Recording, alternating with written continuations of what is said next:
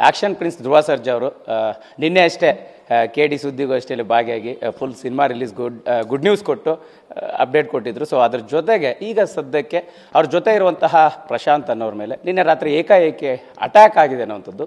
ಹಾಗಾದ್ರೆ ಇದು ಯಾವ ರೀತಿಯ ಬೆಳವಣಿಗೆ ಅನ್ನೋವಂಥದ್ದು ಮತ್ತು ಅವ್ರ ಗಮನಕ್ಕೆ ಏನಿದೆ ಅನ್ನೋಂಥದ್ರ ಬಗ್ಗೆ ಅವ್ರನ್ನೇ ಮಾತಾಡ್ಸೋಣ. ಧ್ರುವ ಅವರೇ, ಸಹಜವಾಗಿ ಅಂದರೆ ನಿನ್ನೆ ಎಲ್ಲ 2 ಸಿನಿಮಾ ಅನೌನ್ಸ್ ಆಗಿದ್ದು, ಗುಡ್ ನ್ಯೂಸ್ ಕೊಟ್ಟಿದ್ರಿ.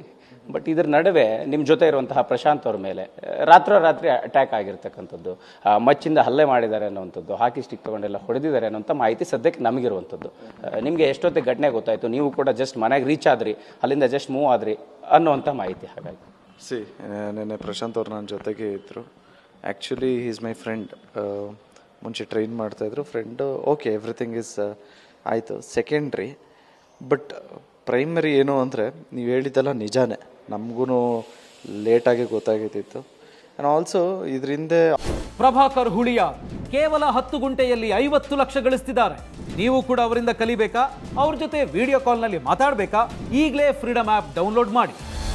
ಅವ್ರದ್ದೇನು ಪರ್ಸ್ನಲ್ ಇರುತ್ತೋ, ನಿಮ್ಮ ಬಗ್ಗೆ ಎಷ್ಟು ಬೇಕೋ ಅಷ್ಟೇ ಕೇಳಬೇಕು. ಅವ್ರವ್ರದ್ದು ಏನೇನು ಪರ್ಸ್ನಲ್ ಇರುತ್ತೋ ಅವ್ರನ್ನೇ ಕೇಳಬೇಕು. ಅವ್ರನ್ನ ಕೇಳಿದಾಗ ಮಾತ್ರ ನಮಗೆ ಗೊತ್ತಾಗೋದು.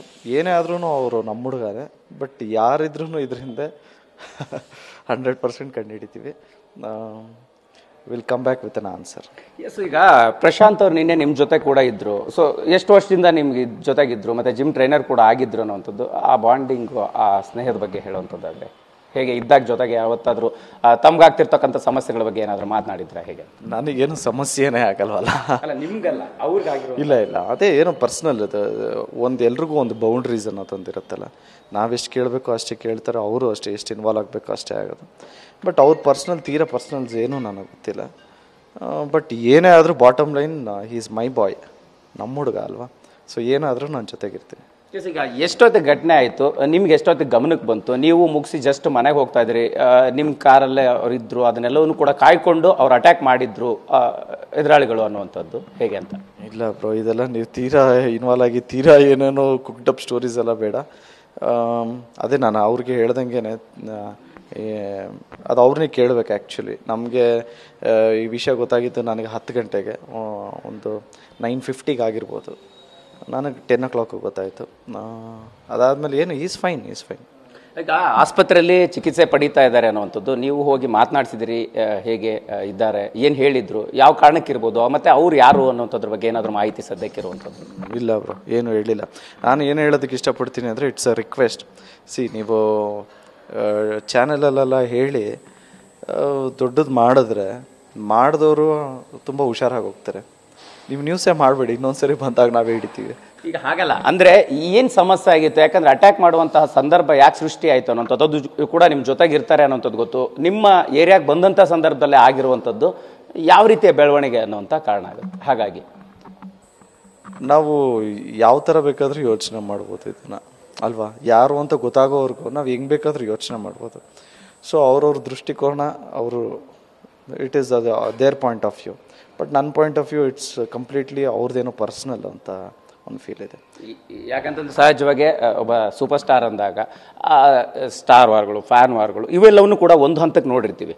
ಬಟ್ ಇದು ಅದಕ್ಕೆ ಪೂರಕವಾಗಿರ್ತಕ್ಕಂಥ ಬೆಳವಣಿಗೆ. ಅವ್ರು ಯಾರು ಚಿತ್ರೋದ್ಯಮಕ್ಕೆ ಸಂಬಂಧಪಟ್ಟಿರೋಂಥರ ಅಥವಾ ಬೇರೆ ವಿಭಾಗಕ್ಕೆ ಸಂಬಂಧಪಟ್ಟಿರೋಂಥರ ಅನ್ನೋಂತಹ ಒಂದು ಕುತೂಹಲದ ಪ್ರಶ್ನೆ.